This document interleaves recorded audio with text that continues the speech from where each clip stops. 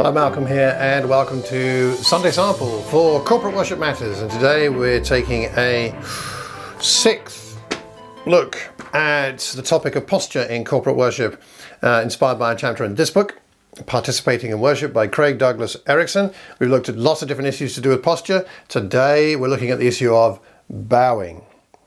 Yes, bowing. What an interesting idea. Have you seen any bowing in your church services recently? I doubt it. I haven't in mine.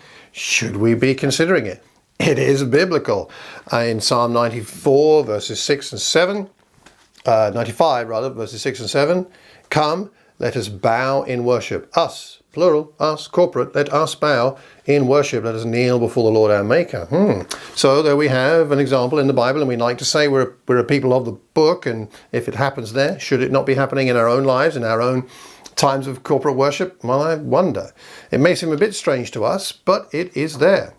So what can bowing do for us? Let me suggest, 6 things today. Firstly, it's an expression of thankfulness, Psalm 138, and I'll put all the references in the show notes. It's an acknowledgement of the presence of the holy, Psalm 22 and 45.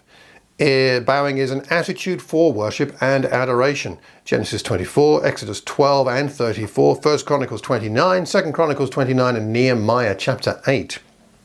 Bowing is a posture of lament, Psalm 35. It is also a gesture of supplication, Exodus 11, and it is a reverential greeting in Genesis 33 and 43.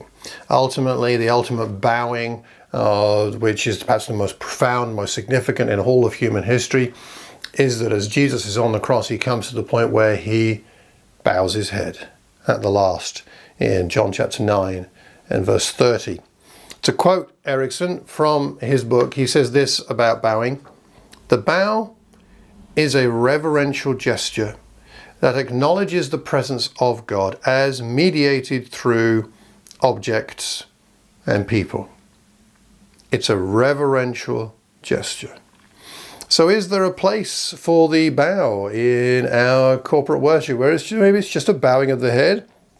Or maybe, as in some cultures and some parts of history, bowing was from the hips all the way with the upper body. Is there a place for that in one of your upcoming church services? I wonder.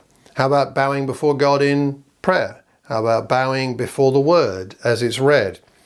I'm not so sure that this is relevant in our culture, but I don't think it's something we should just dismiss because it's not something we currently do. And I wonder what you think about this. So leave a comment. Leave a comment anywhere you hear or see this recording. Leave it publicly so that we can learn from each other, because we learn best when we're learning in community.